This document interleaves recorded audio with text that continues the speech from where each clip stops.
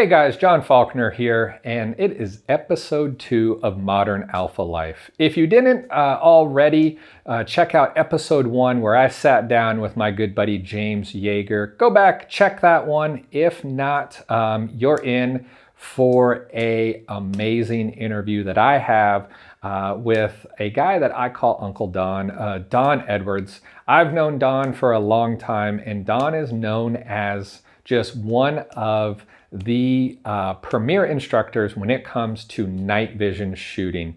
And his company, Greenline Tactical, they train students all around America with a main focus on when the lights go off and the sun goes down. That's when Greenline Tactical comes around. And it's one of those things where, you know, Don and his group of amazing instructors are just, I think, at the pinnacle of night vision education. Every time I go to take one of their classes, you know, my mind is blown. And every time I go, I learn something new. So come along as we sit down with Don Edwards while we had a little bit of time at SHOT Show, talk about a lot of things night vision, where Greenline Tactical is going this year, and what Don has in store. So I hope you enjoy this episode with me and the man himself, the owner of Greenline Tactical, Don Edwards. Welcome to another episode of Modern Alpha Life, and today joining me, owner of Greenline Tactical, Mr. Don Edwards. Hey everybody. So Don has been a friend of mine for years and years, and we live near each other, so we hook up every time we can. But it seems like work always... It's not enough. It's not enough. We live like an hour and a half away from each other, and it seems like it takes us traveling all the way to Las Vegas to actually I've said hang that out. a couple times today. People that it's like I've been friends with forever, and we don't live that far apart from each other. It's like every year it seems like we have to fly to Vegas to get a chance to talk or whatever. But no, we try, but definitely not enough. It's just schedules. But last time I came out, it was like you just sent me a text. When can you come here? Right. And I was like, I'm taking that as a little bit more than a hint. Yeah. So I just I don't know. Tomorrow? Yeah. Jumped in the truck and came on over. But for those of you who don't know, Greenline Tactical, I believe that they are hands down the best when it comes to training with no sunshine. Yeah. That night fighter. Definitely our flagship. Right. Yeah. And offer mini classes. Yeah. I mean, pistol, all the rifle. standard fare of tactical and gun handling type stuff, pistol, carbine, mid to long range. The long range stuff is going to get hopefully picked up, more and more this year. So there'll be more than just standard DMR stuff. But our forte or, flagship of what we do the most of and probably more of than anybody else's is the night fighter program. Yeah, absolutely. And what kind of got you into, you got out of the service? Yeah, well, I mean, I was in and out and Right. in the Guard and doing, military, government contract stuff as a consultant and stuff. And I had my training and consulting company on the side that whole time. Or when I started it as a consultant for the government doing overseas, advisory stuff, I would teach here and there on, when I was home and stuff. So that was the genesis of Greenline was my, one-man contractor organization. But as far as night vision goes, that predates that. I was still in 20th group, and I was an instructor at the Federal Law Enforcement Training Center, and a couple buddies of mine, one of them was a former teammate, worked at an office that ITT had across the street, and worked with those guys and, just hanging out, and realized, and my buddy was like, look, dude, we don't know what we should have known about night vision doing our job. And I was still a team sergeant in group. And the more I hung out with those guys and I was like, wow, there's a lot more to night vision than just putting a battery in it and turn it on. And so they had a small little bitty training program. Well, eventually the three of us had a company that developing night vision, tactical types of night vision training for primary law enforcement was what we did. And we were night vision centric when it came to that. We had some other things, irons in the fire and stuff. And then we ended up kind of going our separate ways, all three of us. And I ended up spending more time overseas. And so that was really where, I was a night vision user Right. Since PVS 7s were a brand new awesome. thing, and that was all we had. Yeah. We didn't have lasers even. And all we could use them for was to walk around in the dark. We really had no way to shoot with the gun, accurately. Right. And we had M16A2s, and then as we started getting lasers and things like that, things started to evolve. And then it was like when the GWAT kicked off, things just accelerated with the technology and the stuff that we have. And I was fortunate to be both an end user and somebody that had been involved in the industry side of things, so I understood way more about the technology than a lot of my peers and stuff. And then just, and as a trainer, that's been like what I like doing. I like taking the things that I've learned and spreading it out there, because especially when it comes to the night vision, it's underutilized. And even when it's utilized, sometimes it's most of the time it's never used to its maximum potential. And it's expensive gear to not be getting the most out of it. Right. Yeah, and for you guys that are watching on video, you'll see that we're not in our typical studio because, like I said in the intro, we're in Vegas for SHOT Show. And, walking the floor, looking at a lot of stuff. And I feel like there is, in the last 5 years, I'd say 5 years, there has been such huge market growth on the civilian side for thermal and night vision gear. Yes. I mean, it felt like it used to just be, when you came to SHOT Show, it was government, mil contract kind of stuff only. And now, there's, of course, a lot of foreign, like thermal companies that are really starting to push some limits and catching up to a lot of other companies. But there's also a lot of night vision guys out there that are making, and not just night vision, flashlights are becoming better and more powerful and more utilized, smaller. All the tools are getting, and I believe it's getting smaller, it's getting more affordable, and that's really starting to push the civilian market more and more into it. And night vision, people complain, well, when are the prices going to come down? Well, what people don't realize is 20 years ago, that or even 25 to 30 years ago, that PVS 7 that I was issued, the government was paying, I think, $7,000 for it. Well, for that same amount of money, you can get such higher quality, better stuff. The PVS 14s, when they were, being fielded and stuff like that, the prices haven't really gone up, but every single year the stuff gets better and better and better. Right. And oh, by the way, $7,000 in 2022 is way less money than $7,000 was in the 80s and 90s. So if you think you don't just look at the numbers, you look at, back then if you bought that stuff, you were rich. Right. You had a lot of money. Now the average guy can, get a side hustle going, work some overtime, leverage his credit card or something like that, and get into the night vision game. It was really, a high-end kind of guy's game. It's still expensive, but it's not out of the reach of most people who are already into guns. And if you're a shooter that shoots a lot and has a lot of different ARs and pistols and optics, mounted pistols and stuff like that, you've already invested a lot of money. So you're already probably the kind of person that this is your and I tell, there's a lot of people out there like, I just can't afford it. And I'm like, you could get rid of a couple things that you have that you don't use. 2 or 3 rifles you haven't shot in years. And put that towards a helmet, a mount, and a PVS 14. Right. Well, and you hit on something else too. Like there's so many companies making stuff now, and I want to elaborate on that a little bit, because 10 years ago, when I was teaching this stuff, and even when I used to be the law enforcement sales director, and I ran the training program for TNVC, and still good friends, close business relationship, great and company. Friendship with the owner, and I had breakfast the other day, but when I stood all that up, people would complain about some of the gears, like, well, why can't we have something that does this or this? And the answer was, well, because the companies that make it, they made that for big government contracts. And the way they feel is, you should just feel happy that we allow you to buy this stuff, that we make a few extra and sell them. Now, over the past, I'd say just 3 years or so, we've had an explosion of companies, even the big companies, they recognize the civilian market. So we, as regular guys that want this stuff, finally have a vote in what's going on. And there are small cottage companies and boutique type industries, companies that are making, especially with the advent of high quality 3D printing. Right.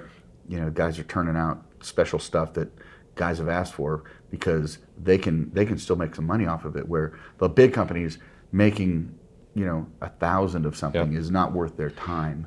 But for a guy starting up a company who is creative, they can make stuff. They can make all these little accessories, and the hope for them is that some guys in the government might see and be like, oh, we need some of those too. Right. Where it's not just trickling down from the big boys and we get the scraps as a shooting community. We're actually grassroots. That's I saw Alex Coe, who makes wraps, Nocorium, I think. And he started out doing that stuff at home. And now people can't get enough of his stuff. Right. Yeah, and I was even down at the B.E. Myers booth today. Mm-hmm. B.E. Myers was built upon government contracts and things like that. But like their new offering that they just came out with a couple months ago, the Kiji, this new small, it looks like a flashlight, flashlight handheld size, like a single cell CR123 kind of battery. It looks like, if you saw it laying on the table, you're like, what kind of Surefire is that? Right, like a Surefire Vampire. And it's backwards compatible with Surefire tail caps and stuff. But that's a phenomenal illuminator. I took mine on one of my bolt guns with the 3-degree throw on it, and you could light up targets at 500 yards, and it was easy. And this is a $675. Light. Like this is, we're not talking a B. Myers Mall, which is $35, $36, $100 in that range. $600. Yeah. And it's the most consumer friendly product they've come out with. Ever. I think they're gonna kill it. I bet you they're gonna have a hard time making them fast so enough. that's part of that, starting to gravitate more towards the civilian side of things. And as a civilian, it's still dark half of the day, and a lot of people start to forget that. We're here in Vegas, and we were kind of joking last night, like it was dark here at 5:30, kind of in the valley, sun goes behind the mountains. 5:30, it's dark. So you're talking 13, 14 hours of darkness right now. So it really is something that has to be considered. Now, if you're talking somebody brand new, where do you usually try to start them? I got a little bit of money saved up. I want to get into this sector. What do you try to push them? Well, I still try to make sure they understand that, and I believe in the buy once, cry once concept. But I also realize that the budget drives. Your budget has a vote. Sometimes it's worth waiting a little bit and saving a little longer to get either what you want, or you don't want to get the stuff and then realize, man, if I'd have just waited, and saved another $500 or $1,000, I'd be much more happier with the stuff. With something that would keep longer too. Yeah. So if your budget is in around the $5,000 range, which that's what it's going to cost to buy decent quality or good quality gear to get in the game. A decent bump helmet like an Ops Core. Most people don't need ballistic, and especially to get started out. And even I have ballistic helmets and bump helmets, and if I don't need a ballistic brain bucket, I'm not wearing it. Because I've spent enough years wearing that stuff, and I probably have neck damage from it. But if you're just out on the range with your buds shooting, a decent bump helmet is, nowadays they're like $350. Yeah. You can get like an M-Tech. The M-Tech, Ops Core makes a good. Ops Core, Team Windy, of course. A good bump helmet. But as far as night vision goes, you can't go wrong with a PVS-14. And you and I both have talked about this in other venues and forums. It's one of those things I've called for years. I've called it the Glock 19 of the night vision world. It's the AK-4. It's the Jameson of the night vision world. It may not be the best whiskey in your cabinet, but it always comes through. You'll always have it on hand. Kind of thing. Same with So it's very, very useful, very versatile. A lot of guys would say, "Well, I'm going to buy that, then I'll sell it to help fund my other." I'm like, "No, you won't. Right. You'll have so many uses for that 14 that you'll want to keep it and just get a set of duals." And I'm a living example. I'll never get rid of my 14 unless I upgrade it or something like that. And I have a suitcase full of nods. Yeah. But so a decent PBS 14, and then you get into the green phosphor versus white phosphor. But there's nothing wrong with a good quality, current manufacturer Gen 3 green phosphor, tube. There's absolutely nothing wrong as far as quality goes. What's being produced today is way better than what I was using when I was, out there, downrange with a PBS 14. So, don't think just because you don't have the latest and greatest, if that's going to keep you from getting it, get a good green one. Don't worry about the white phosphor.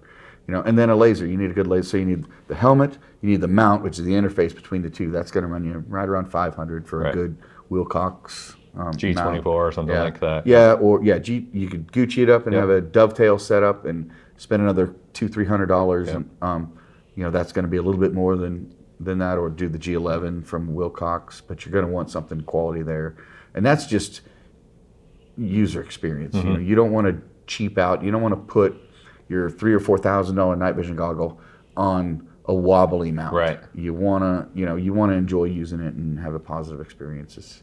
It adds up. And then a laser. And B.E. Myers is a company that just has come up. I have a long history with them. I'm no secret there. Big fan of the C1 Plus Mall. But there are you can go down to budgets like Holosun. I mean, even is making some. I have a couple. I have a couple of rays. Yeah, I have a couple of rifles that have it on it, and me too. Not gonna lie, Holosun's stuff is actually quite good, and you can get into that for well under $1,000. Well under. Some of the Steiner. The biggest thing I would highly recommend is find a laser that has all three: visible, IR laser, and illuminator built into it. I'm not a fan of piggybacking an IR light of some sort. Now with the Kiji, that's a better option. And if we come up with switches that now you can turn both on, but for the most part, there's a reason that we prefer everything being in one unit. Yeah, and in almost every class I've ever taken, if somebody has two different switches, they're trying to put on a pointer and an illuminator. It's always kind of a fumble job. It's hard, and guys who fall in love with that idea, they can get themselves good at doing that until we start doing a lot of other things, and it's just you have to run the gun. So I'd say look for something like that. The D-Ball A3 is a good one. I think you've got a couple of those probably. The ATPLC from L3, they're all Class 1 civilian legal lasers. You can buy those all day long, and whatnot. So a good laser with all three in one is my recommendation, and a good white light. It's not, they're not exclusive to each other. You should have a good bright white light, whether it's Surefire, Mod Light, or Cloud. In my opinion, those are top dogs. Surefire has been for years, and I've run all three of those brands. But right there, just off the top of my head, that's still about a $5,000 investment. If you go up to duals, you're looking at closer to 10 overall, just because your mount is going to be a little bit different, and a little bit more expensive and stuff. But there's so many good options there too that are more affordable. Yeah. And like Don said, I think a PBS 14 it's so versatile. I mean, you can mount it on a helmet mount. You can use it as just a spotting optical, put a lanyard, and put it on a lanyard around your neck, or shove it in a pocket. Can mount it on a rifle if you want. It's not preferred. I'm not a huge fan of it. It takes away a lot of the versatility of a rifle. You have to point your gun at anything you want to look at. Exactly, and it gets heavy also. Like I was telling somebody. I was telling the guys at the B.E. Myers, I just love the Kiji for being able to search when I'm out hog hunting at night, because I don't have to lift my rifle anymore to get an illuminator way out into the tree lines and stuff. And I can just, because the Vampire just never reached out that far. It's a short, almost like an inside kind of use. Yeah. It's a great helmet light. Right. So, but with the Kiji, man, I can just handhold it. I keep it on just my vest or in my fanny pack when I'm out hog hunting, and you can see out a couple hundred yards and really be able to light up tree lines and stuff where things blend in to the surroundings. So I think things like that also. So not mounting it on your rifle would help with that. Yeah. But you can use it. I mean, now there's several different types of iPhone adapters. Yeah. So all the pictures of in my classes and us on the range that were taken through a PBS 14 was with that's iPhone. Right. Pretty much gone are the days where we do all these step down things on the SLR cameras and the specialized adapters. Put a PVS 14 in front, and then you're adjusting all the stops and all the apertures and all that stuff. iPhone. I mean, my iPhone is the best camera I've ever owned. Yeah. Yeah. It's we have one that we utilize, and we even have mounts that we can hook it up to, like our bigger Sony cameras and stuff, and take amazing. Guys do pro stuff but for the average guy, a couple $100 for a phone adapter and your PVS 14, and you're a marketing company, right? At night, So we talked about gear. Yeah.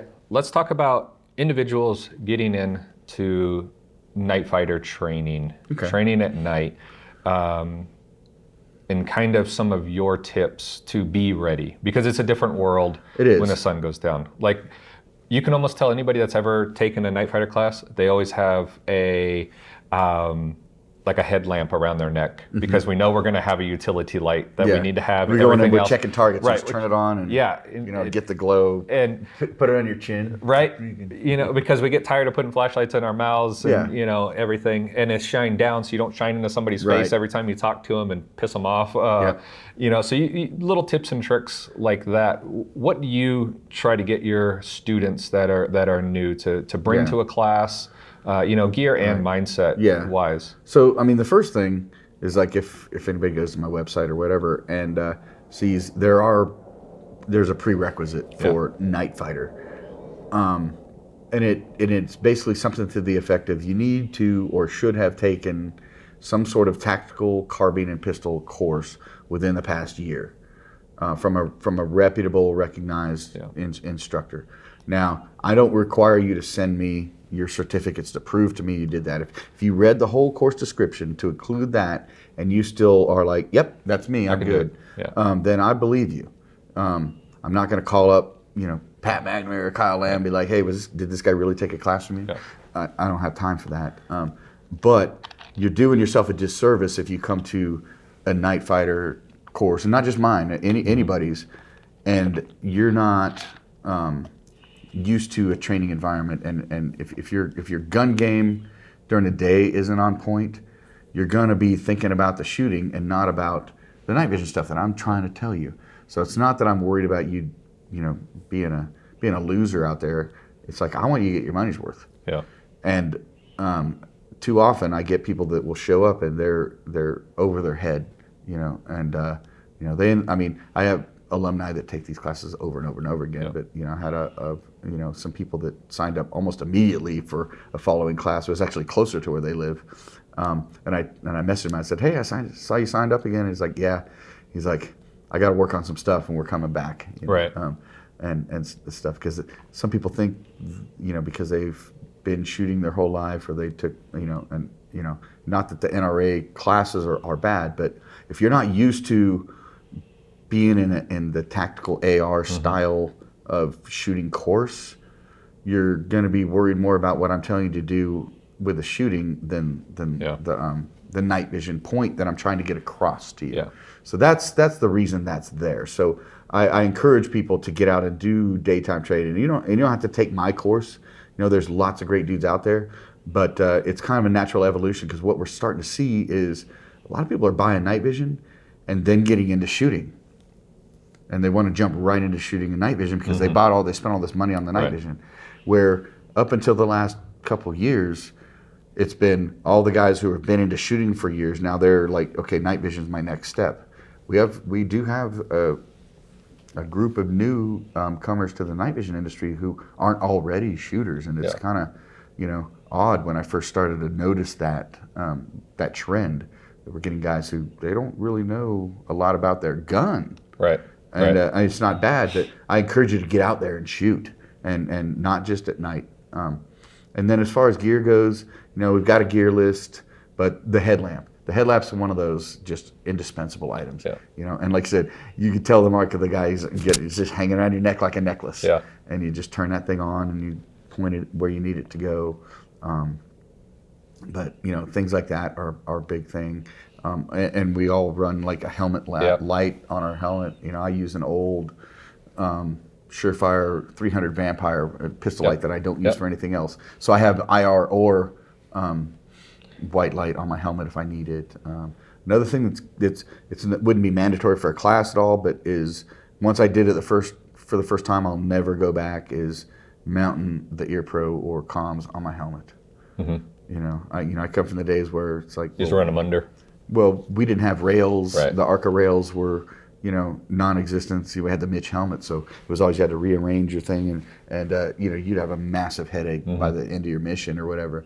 And then when the OpsCore helmet came out, and then a buddy of mine who's in the industry, we were working together overseas.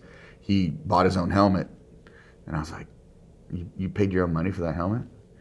And he's like, "Yeah, dude, put it on. It's super comfortable." And it was an OpsCore when they first come out, and I was like, So by the end of that deployment, I'd ordered one, and the next deployment I had it, because we were 3 months at a time. And at this point, they weren't like super high cuts, or no, I mean it was just a regular old fast helmet. It was one. It was one OpsCore had. It was an OpsCore helmet. There was no other line and I didn't know what to put on the rails or whatever. And then the next time I see him, he's got ear pro attached to it. I was like, what is this sorcery?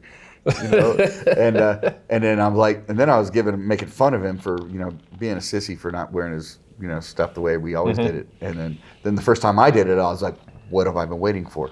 Why have I been suffering with this pushing down on my head? Right. So but you can get an OpsCore bump helmet and the 3M Peltor adapter contacts or the adapter wires that you need, and I think they're compatible with that, like the Howard Light range ears, which you can buy on Amazon for $50 or whatever. Right.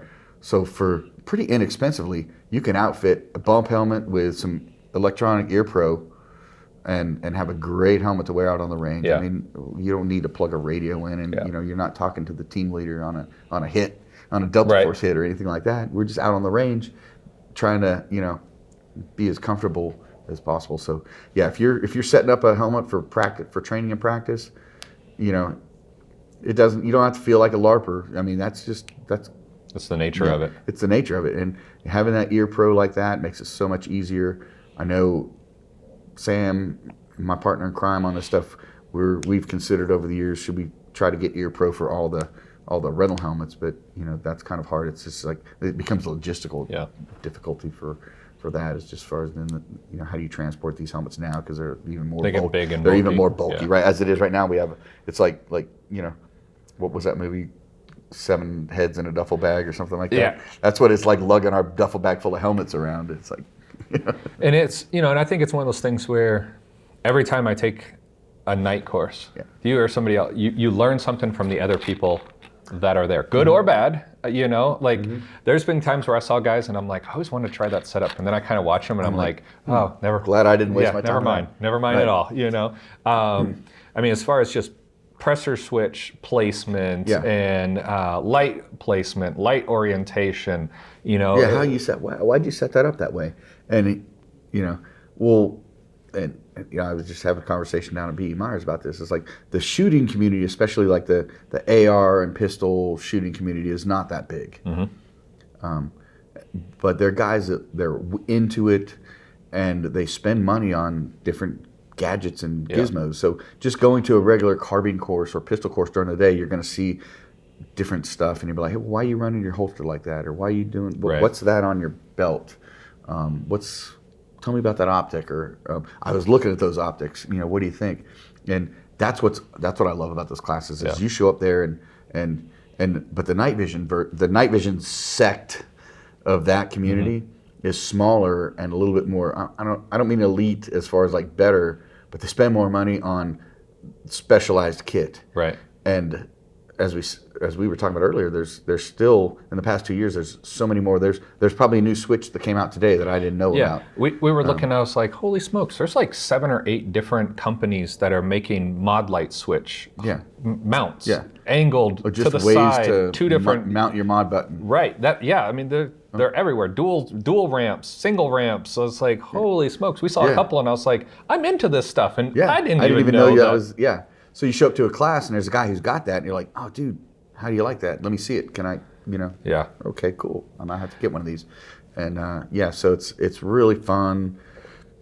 The community is just a bunch of good people. Yeah, I agree. I've almost never met anybody that I wish wouldn't come back to a class. And, made so many good friends through, you know, shooting even before I was a full-time instructor, just as a student, and people that I've met at like Pat Rogers' class back in the days I am still, you know, good friends with, and you know, and actually do business with now.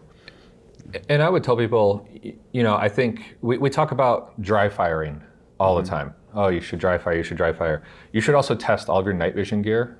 You know, of course, safety check and everything, but do it in your house. Under low light, put your nods on, because like everything changes on your belt. You're like, oh, I can easily grab magazines. I can easily re-index, you know, magazines.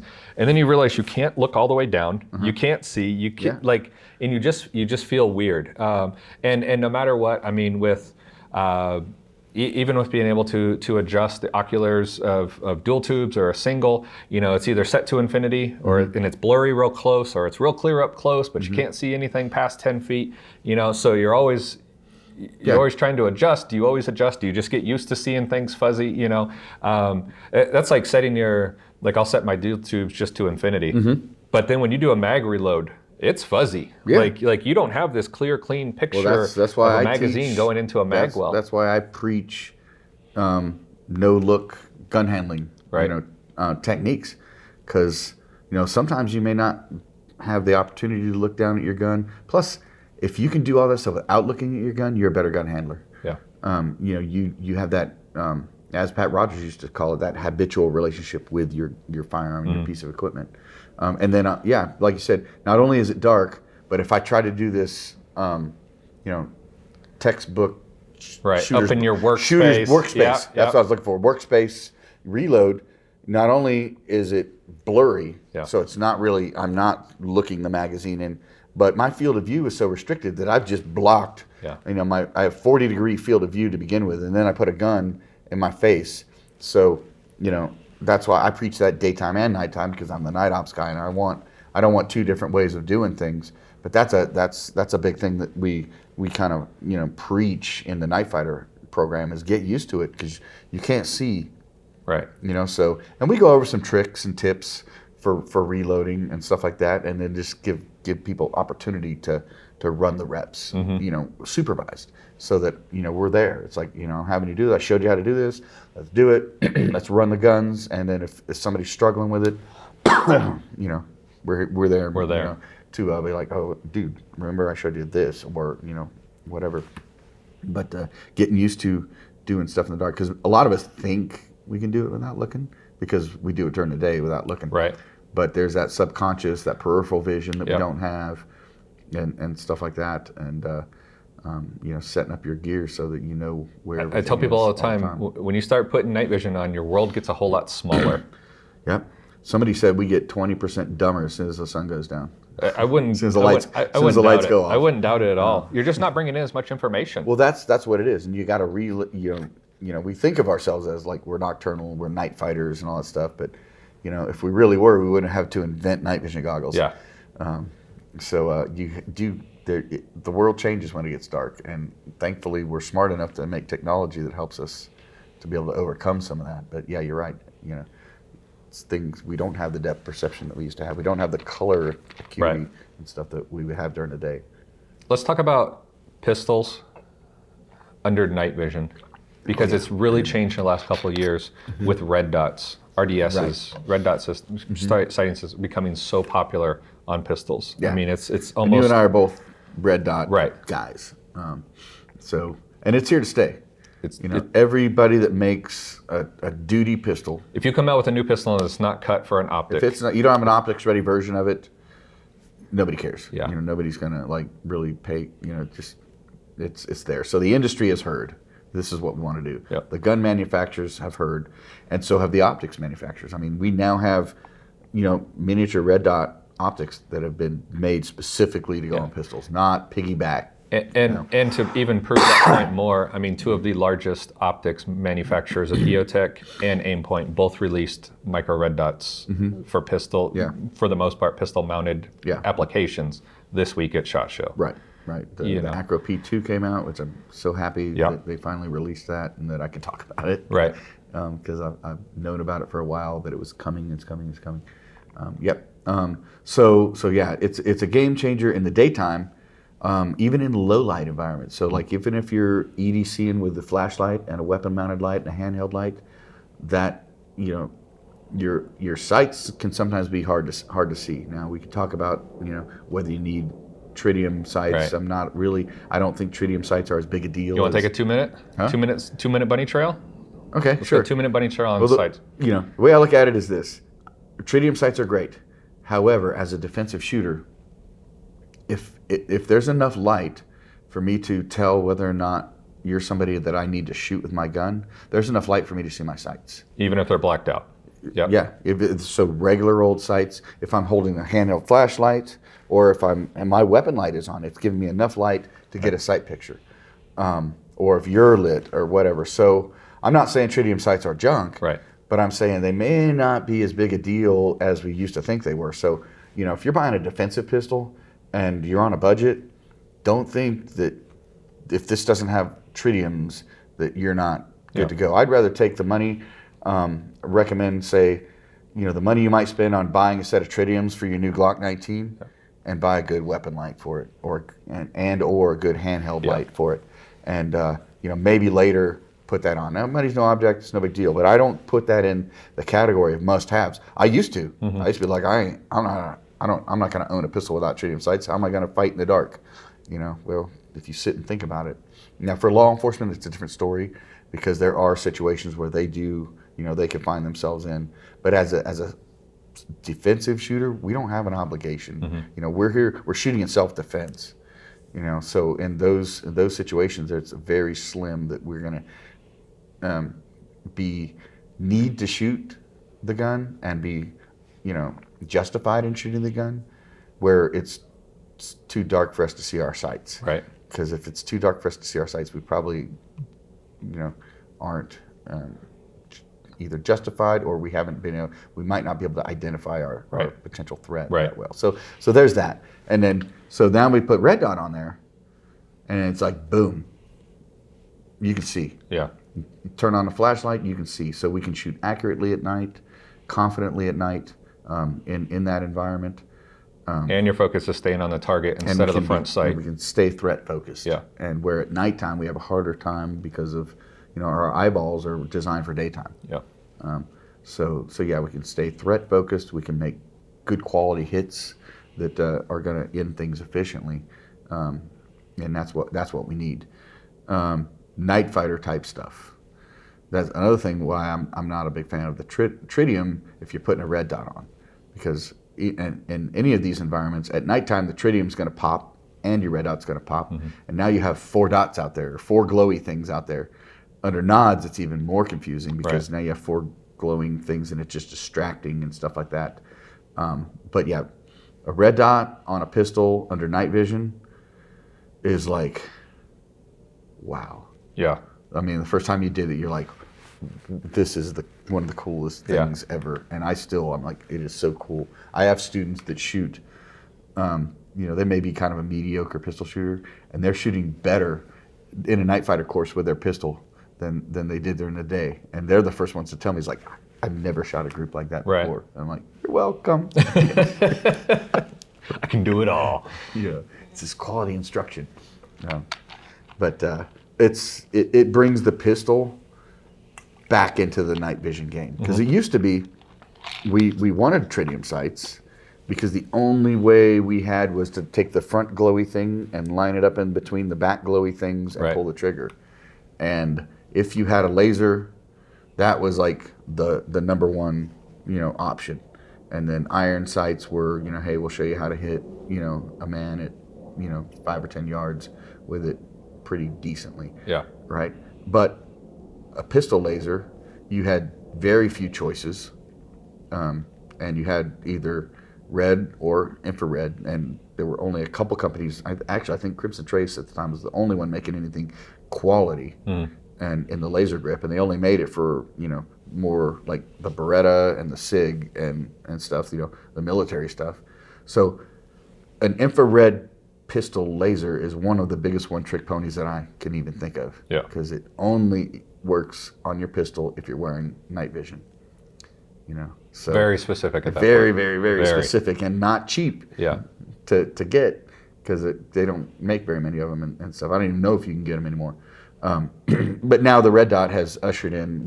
Nobody cares about that laser. Put a white light on it. Yeah, put a white light because we always want to be able to transition between the two. But if you're a tactical guy, that would probably engage with a red dot under nods, then that's good. But yeah, I'm a big fan of weapon lights, nice bright white lights. Under some circumstances, I know some SWAT guys that run IR or the Vampire pistol light, so that they have the option.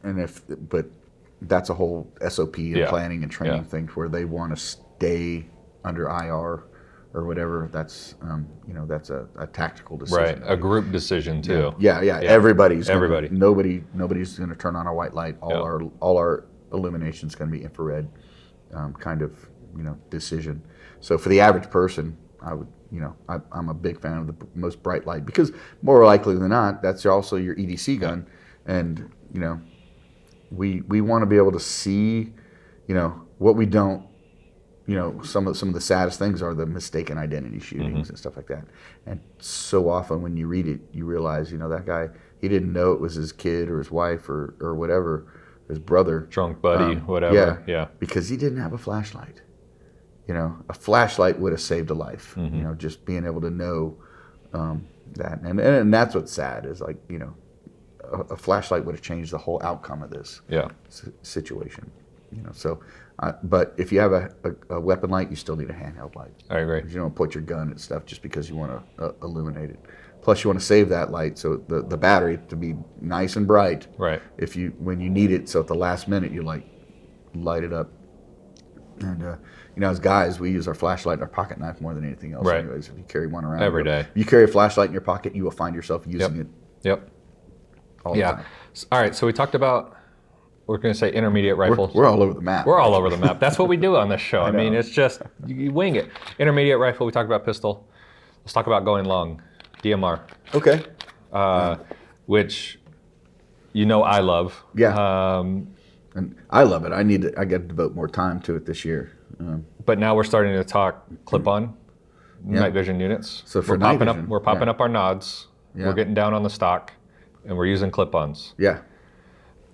Where do you see this course developing over the next couple of years? Because I think a lot more clip-ons. Night fighter going? DMR, DMR for the most. Yeah, I don't know. Because would you say it's your smallest segment? Yeah, I would say so you got the small group of shooters nationwide, and then you got the much smaller group of night. Yeah, I'd say then your clip-on guys are probably one of your smallest. Slivers, smallest slices of the pizza. In that, because we're talking expensive rigs. We're talking about a clip-on night vision device that goes in front of your scope on a long gun of some sort, right? So another one of the one-trick ponies, like the pistol laser, because that's all it does. Yep. All it does, and you're talking, buying new, you're talking 10, 12, plus $1,000. The good thing is there's PVS 30s and stuff like that floating around the secondary market. They're becoming more. Ton of Knights armament, PVS 30s and stuff. That 30s and So, but that's what's cool is that it's another one of those things that didn't used to have hardly any of those in private hands. Now they're becoming more and more common. I mean, I have several alumni that have them. Some that even have more than one. And that are into that. So the shooting with that, I've done a couple night vision DMR classes. They've always been small in attendance because of that, and getting industry support to give loaner gear has been it's hard. It's a challenge. Yeah. And the thing is, because it's such a small thing, and do they have time to send a rep out with a suitcase full of stuff for a class of 10 people, is the juice worth the squeeze to them? I love it. I love being able to take a daytime rifle that I can shoot 6, 7, 8, 900, 1,000 yards, putting a thermal on it or a clip on, PVS 30, and it's the same gun. Yeah. It's just nighttime now. And especially with the Kiji now, you can put that on the rail and light it up. I mean, literally out to about 800 yards. We, with the QG. yeah, I mean, we went out the other night and we just went back to like 500, and we were using some Viking Tactics, the silhouette targets that are whiter on the outside and black, and like it was like it was standing right there. Yeah, once you get it all focused, you got to learn all the focus. Yeah. You got to have a little ritual to get it all focused right, and stuff. And throw a lever on top. It's nonstop. Like you're always. Well, yeah. working So it. you've got the CMDD, yep. the PVS 24 LR. Yep. Yeah, I love that. That's probably the easiest one to focus. That and the old 22. But it is a blast. It's neat to just be able to hit steel at 600 yards in the pitch black. To do that, it's a lot of fun, and hopefully we get a little bit more of that going on. As we do more, as Greenline does more precision rifle. Right. I have an instructor who's, in my opinion, easily one of the top sniper type competitors in the country. Former Ranger sniper, just won back-to-back like a all Army sniper type competition, second year in a row. He and his teammate won it. So Eric Vargas, he'll be when he has time in between, crushing the competition on the competitive circuit for the military, for the Guard.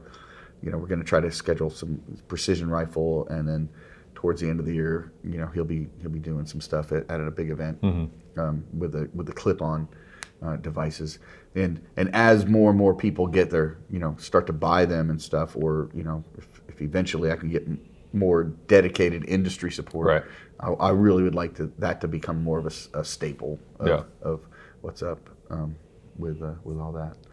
Yeah, I mean, I love it. It's one of those things that I'm falling in love with. That's probably what bugged me about the most. It's like, when are we gonna go out and shoot sick arcs? Right. And we can and nighttime and that's where I love that the technology is giving us that ability to do it. I mean, back in the day, if you'd have told me I would own all this stuff, and have it as my personal or my company owned equipment, and I'd be like, dude, I'll never be able to afford that stuff. And now, I mean, it's work, so it's just like, I'm a carpenter and these are my tools. Yeah. But still, it's fun. I mean, I'm blessed to do something that I love for a living. Yeah. And I don't know how it worked out that way, but I even when I'm tired, I'm smiling about it. It's a good tired. All right. Went over rifles, pistols, long guns. Any other advice you want to give before we wrap up here? Man, I don't know. Any little tidbits? Any Donisms? You have a ton of Donisms. I don't know, but you put me on the spot. I know. That's what I like to do here. That's why I'm on this side of it. I know. It makes it easy. No, it's just I'm looking forward to what this program, Modern Alpha. Is that? Yeah, Modern Alpha Life. It's like Modern Alpha Life. We've been talking about this for a while too. Well over a year. And so I'm excited to see and do more and stuff like that. We need to get some adventures going on. Yeah. I'm not sure what the latest you have in the works, but I know if any of the stuff that we talked about over 18 months or so ago, comes out. It's gonna be awesome. It's gonna be fun. Yeah. It's one of those things. It's gonna be fun, and I just encourage, everybody to get out there and do some stuff. It's like I'm looking at a mountain landscape right now, thinking, man, I wish I had time to. Well, I don't like, my knees and ankles hurt now, so I'm thinking if I had an ATV, I'd go explore all those mountains. And it's like I don't, I would walk around up there for a little bit, but but just get out and do. You're not getting any younger, and we've had that conversation. Yep. It's like, get out and do those things and drag your sons along, and go shoot and go fish and go hiking, go camping, all, I'm trying to do more of that stuff and just, trying to position, work so that where I can do that, or let's do this, kind of stuff, go hunting. So before we wrap up, give everybody, this is where you leave all your tags right now. Oh, yeah. Website, Facebook, everything. Yeah. Well, the company. Because you have to follow him. I know. Well, the company is Greenline Tactical, and the website is greenlinetactical.com. Instagram, it's Greenline Tactical, and Facebook, there's a company page, Greenline Tactical, or you can look me up. I do have one of those like pro pages, Don Edwards, but I don't, you know, it's Right. like, I thought I should do that at the time, but I'm on there, and I'm in several of the different groups on Facebook that, you know, tactics and applications, primary, secondary. You know, I lurk around most of the night vision groups and stuff like that, but you know, I'm too busy to get super into it. But yeah, the Instagram is probably where I'm, you know, the most active. I'm going to be getting active and stuff like that. Is Greenline Tactical, and you know, our class schedule is already pretty robust for 22, and there's a lot of stuff that's going to be put on there. I just, you know, this week was very productive in many ways, as far as, you know, classes for this year, and then, you know, ramping things up. And you know, there's 6 instructors that are in the cadre now at Greenline, and some are a little bit more active than others. So we're actually branching out. So it's going to be a fun ride, and you know, come on out. Yeah, so I mean, go onto his website, greenlinetactical.com, go to the course schedule, pick a course, do it Sign now. up for the newsletter, because because I'm being shadow banned right now. Yeah. You know, but listen, if there's a course that you think you want, even if it's 9 or 10 months out, sign up for it, because they fill up fast. The night fighters almost always sell out. Right. You know, those are, you know, pretty high demand. So, you know, so make sure you do it. Go follow Don everywhere. Don, thank you for being here. You're the best. Good to see you, brother. So, but that's it. We're going to enjoy our last day here at SHOT Show, and we'll I got a couple more people I have to track down. Yeah. Before they roll up the carpets. All right, guys. Well, that's all we have for this episode. I hope you enjoyed it. Make sure you hit that like button. If you are watching us or listening to it on a podcast, make sure that you subscribe. We're on every single podcast service there is, so choose whichever one you like the best, and make sure you subscribe so you know every single time we drop a new episode just like this one. So hope you guys have a great one. See ya. Well, guys, I hope you enjoyed this episode of Modern Alpha Life. I appreciate you listening, and if you've gotten to this point, make sure that you hit that like and subscribe button on the video or on our podcast. It really helps us be able to get our message out, and it really shows us that you're ready for more episodes. And make sure that you add a comment below. Put in things that topics you would like to see us cover, or people that you would like to see us interview, and we'll try to get around to those. From John Faulkner and the rest of the crew, I appreciate you listening to us, and have a great day.